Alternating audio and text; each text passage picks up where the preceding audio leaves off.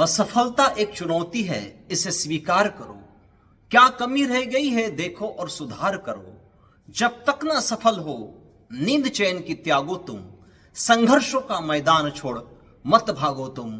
कुछ किए बिना ही जय जयकार नहीं होती। कोशिश करने वाले की हार नहीं होती।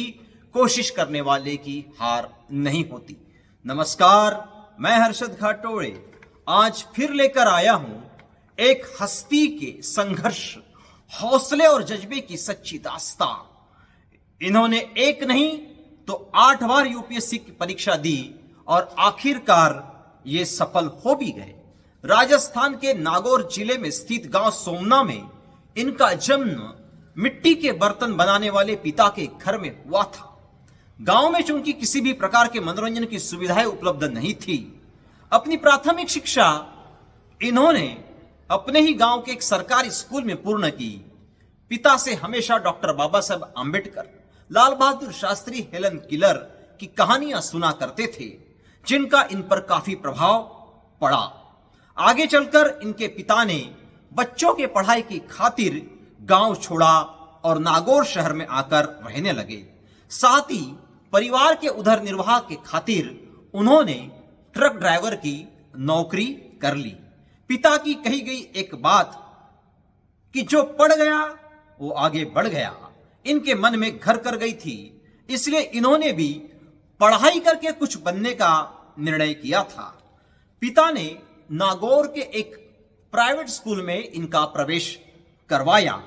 कई बार तो स्कूल की फीस भरने के पैसे पिता के पास नहीं हुआ करते थे, तो स्कूल में अक्सर ऐसे बच्चों को जो फीस नहीं भरते उनकी एक अलग से लाइन बनाकर प्रार्थना के समय उनको खड़ा किया जाता था। इन्हें इस बात का काफी बुरा लगता था।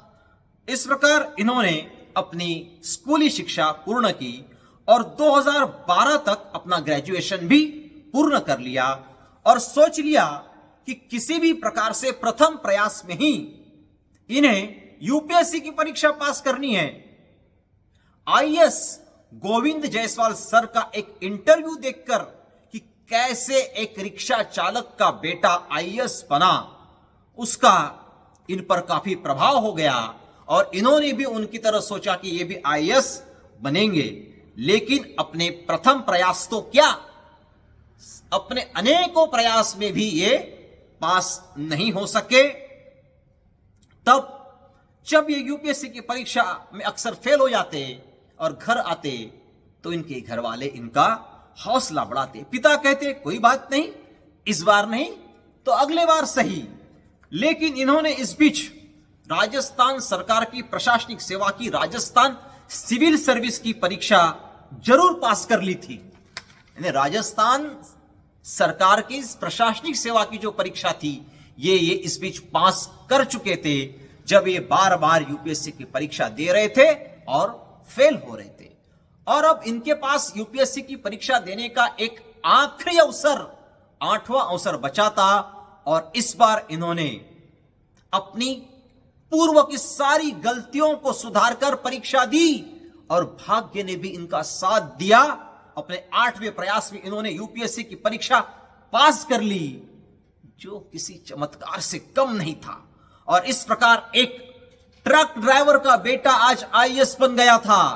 जी हां, मैं बात कर रहा हूं आईएएस पवन कुमार की, जिन्होंने 2021 में संपूर्ण भारतवर्ष में 591वां रैंक हासिल किया और अपने परिवार के साथ साथ संपूर्ण राजस्थान का भी मान बढ़ाया। आईएएस पवन कुमार के लिए मैं बस इतना ही कहना चाहूंगा कि बढ़ते कदम निरंतर आगे बढ़ते रहे, बढ़ते कदम निरंतर आगे बढ़ते रहे। थक कर रुक जाना इनकी फितरत नहीं, सफलता मिल ही जाती है किसी मोड़ पर। निराश होना किसी बात का हल नहीं, निराश होना किसी बात का हल नहीं। तो यह थी आईएएस पवन कुमार की सच्ची कहानी, हर्षद की जुबानी। फिर मिलेंगे ऐसे ही किसी हस्ती के बुलंद इरादों की सच्ची दास्तां के साथ। आपसे निवेदन है कि वीडियो को लाइक कर शेयर करें और हां, चैनल को सब्सक्राइब करना ना भूले।